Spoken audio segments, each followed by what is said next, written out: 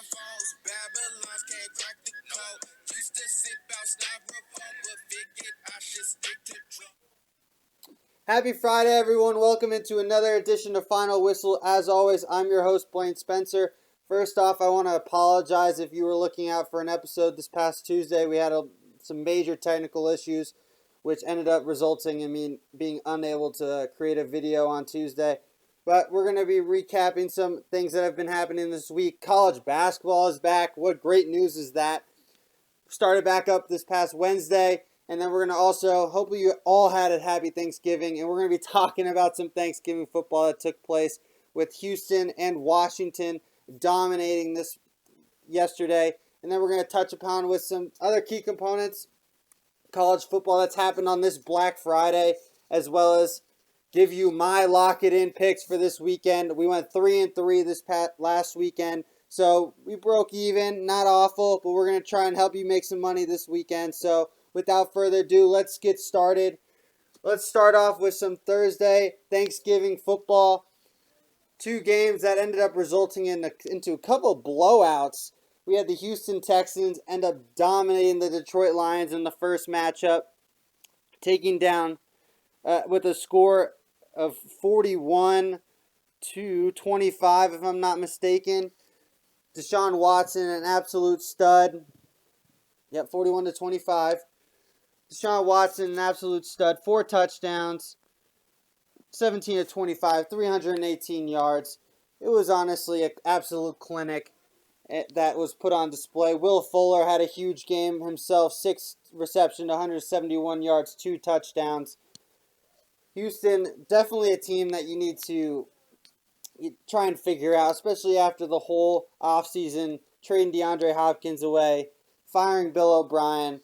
Now under interim coach Romeo Crennel, the team has definitely started to rally around Romeo Crennel, and the offense and team is starting to look a lot better. They've now won in back-to-back weeks, beat New England the previous weekend, now winning at Detroit on a short week.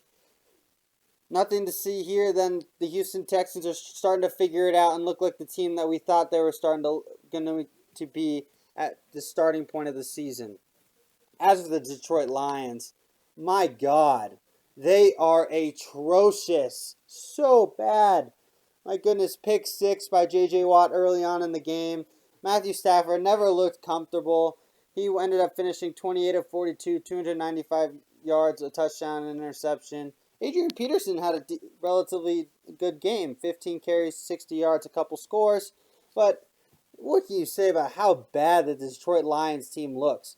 You brought in Matt Patricia after Jim Caldwell took your team going 9-7, and because you weren't winning in the playoffs, and he had 4 seasons, took them there twice, had a winning record, and then you bring in a defensive-minded coach because you thought defense was the issue. And now your defense is 10 times worse than what it originally was under Jim Caldwell. And then the offense now looks out of sorts because you're playing from behind 95% of the time, and they're unable to figure it out until the last second. I mean, it really is disappointing to see with a quarterback like Matthew Stafford, all the talent in the world, and they just cannot figure out a way for them to be successful out there in Detroit. But he has to go. And there was this crazy statistic that I saw this morning. If Matt Patricia won, it was like 25 games in a row. If he won his next 25 games, he would have a worse winning percentage than what Jim Caldwell had. That's blasphemous. That's awful, atrocious. Just please, fired. He needs to be moved on. You have no answers. You need to start from scratch. And honestly, I'd bring back Jim Caldwell. Get him right back on the phone right now. You want to come back? We're sorry. We blew it. We messed up. Please come back. Because they need to establish a winning culture again back in Detroit. And Caldwell had that going until they fired him for no reason whatsoever and completely unwarranted. All right, now to our second game. The Washington football team, again, another blowout, put up 41 points, beating the Dallas Cowboys 41-16. The game was relatively competitive for most parts, but Dallas had very questionable calls made throughout the game. throwing for it on 4th and 1 at your own 35 early in the first half. It was a questionable PI call that got missed there, but still throwing the ball on 4th and inches at your own 35. If you're going to go for it, give the ball to Ezekiel Elliott. In the meantime, on Ezekiel Elliott's part, he fumbled, and it didn't even look like he was touched on a fumble that ended up resulting in a touchdown for the Washington football team. But the turning point of the game was this. Washington's up 7, 20-13. And then Alex Smith makes a horrible decision, throws an interception to Jalen Smith. Terry McLaurin pulls a DK Metcalf, hauls Jalen Smith down, tackles him at the 4-yard line. Washington defense comes back out, stops him, holds 3 and out, holds him to a field goal. And it looked like it was the turning point of the game. It just showed how much effort and that this team is playing with and how much heart that they're showing out there on the field. I mean, Dallas is out of sorts. They look awful. They ended up later going. They're still in the game here. It's 2016. They end up fake punting on 4th and 10 from their own 20. Then Washington ended up scoring there. Then Washington scores again. Antonio Gibson had himself a day. 20 carries, 115 yards, 3 touchdowns. Most touchdowns since when as a rookie on Thanksgiving Day since Randy Moss did it against those Cowboys when he was in Minnesota.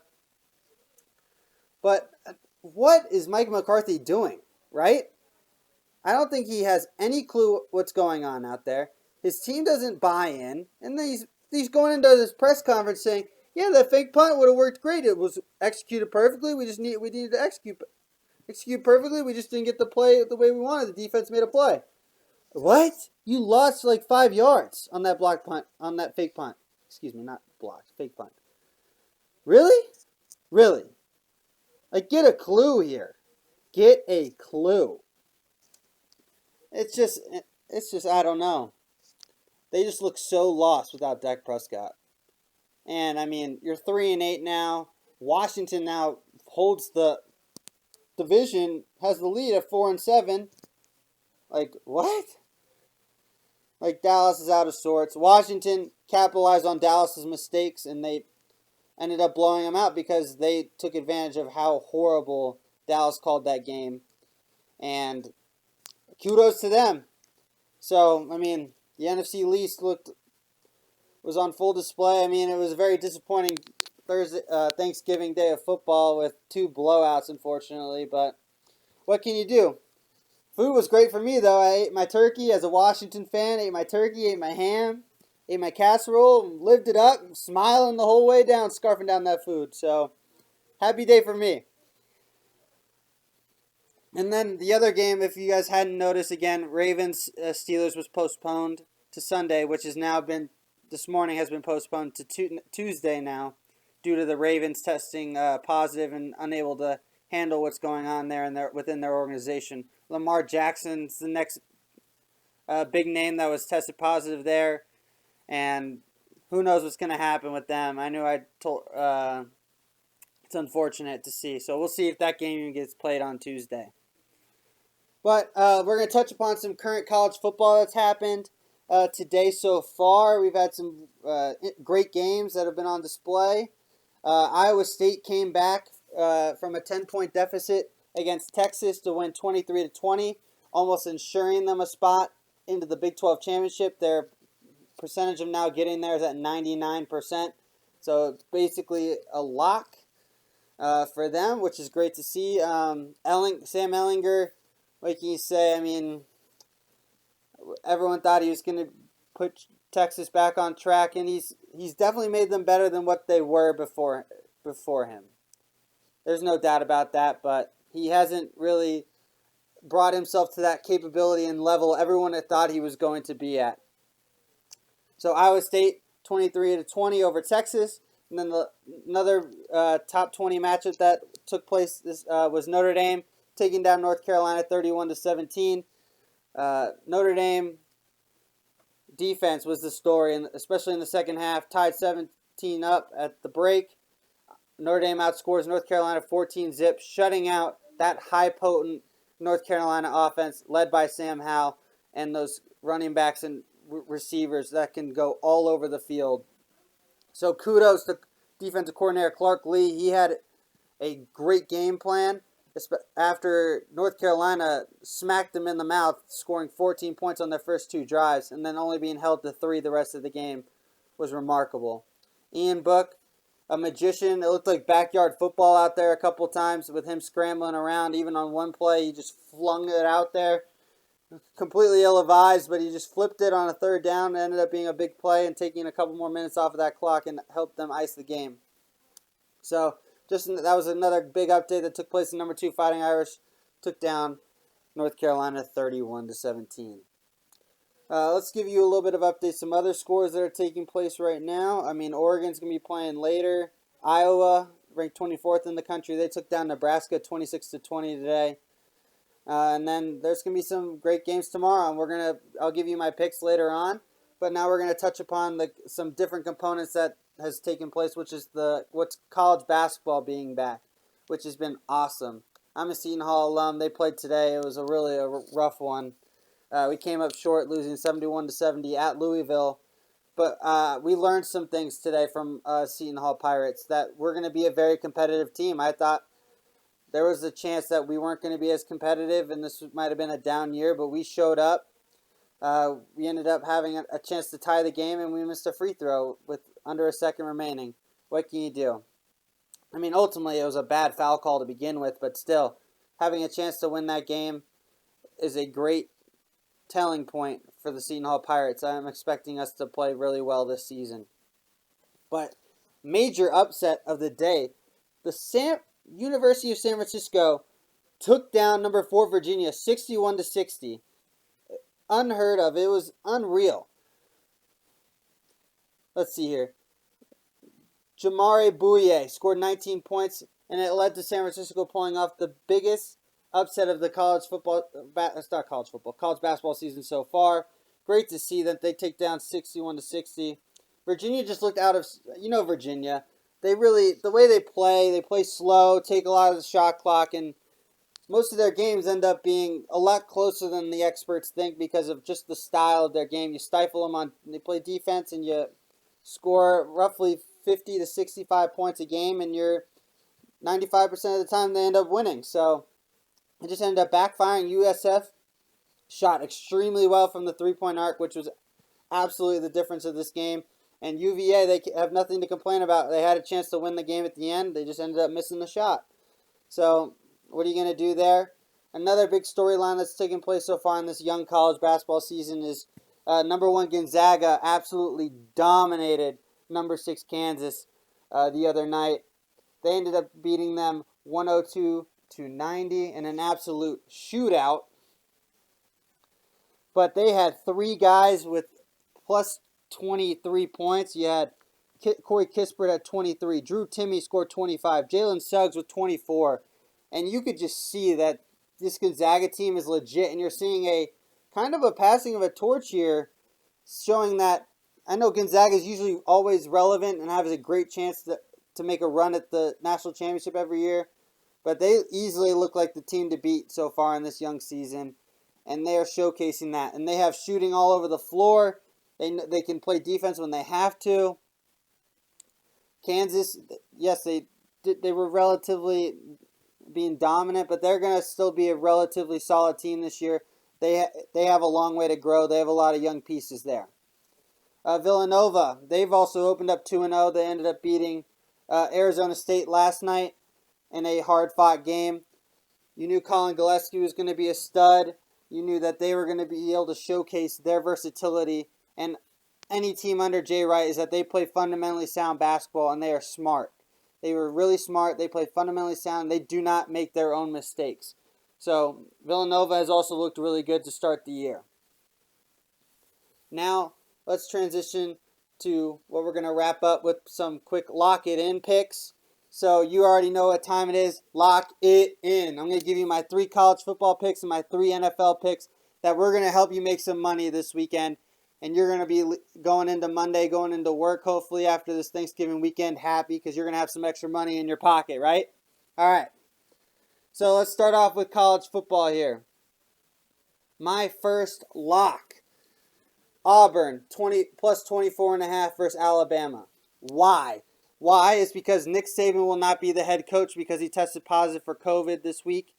I think that's going to be a huge focal point in this game, more than people realize. Steve Sarkisian is going to be the interim coach, but I think Bo Nix and this Gus Malzahn and this Auburn offense will be able to hang around with Alabama long enough. I don't think they're going to win.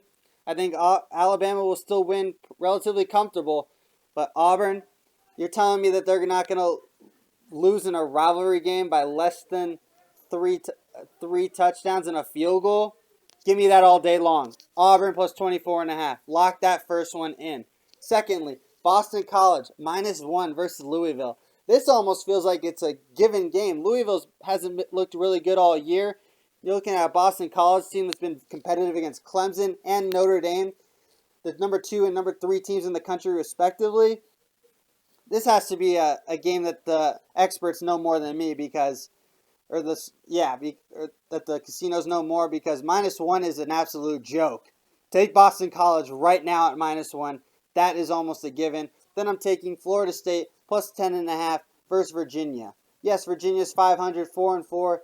They've pretty much just picked on some of the lower teams in the ACC. And this is a Florida State team that's starting to kind of figure things out. Yes, they're losing, but they're not losing like getting blown out. They got a young quarterback in Travis that's starting to show some strides. He made some plays in some other points of the season, and he's going to be critical in those other ways. So take Florida State plus 10.5. They'll easily lose by less than 10, especially at home. They might even have a chance to win that game outright, if I'm being completely honest, because Virginia is a complete hit-or-miss team on a week-to-week basis. All right, so now into the NFL. I have the Buffalo Bills -4.5 versus the LA Chargers. Yes, the Chargers are extremely competitive, and they're always in the game. But give me Josh Allen and the Bills at home because they have an opportunity here, and they have to win, especially in this division with Miami only a game out. And Miami basically has a bye playing the New York Jets this week. So take the Bills here. They need to show up and show out, especially after that heartbreaking loss to Arizona, and then they were on a bye. They're coming off a bye. Buffalo will show up. And I like Justin Herbert. He's going to be a quarterback of the future. He's an absolute beast. But I think he's going to be exposed a little bit this weekend. So take Buffalo 4.5. Next game, Arizona -2. Coming off of that Thursday night loss to Seattle. They're playing at New England. I like the Cardinals here. I just don't trust the Patriots. The Patriots just have been too inconsistent for me to be confident. Losing to Houston last week. And yes, they did win a couple of games in a row, beating the Jets, and then they winning another game. I can't remember off the top of my head, but Arizona -2, high-scoring offense. Kyler Murray is going to play. People thought he might not be doubtful. He is going to play. He had no issues today in practice. Take Arizona -2. They have a chance to make the playoffs this year, and they are a high-flying offense. And DeAndre Hopkins will have a monster game, especially those fantasy players, or if you're trying to find a single-player prop there, take DeAndre Hopkins over his receiving yards. He's going to have a big day. Lastly, as I mentioned, Miami's on a bye, and somehow they're only getting -6.5 against the Jets.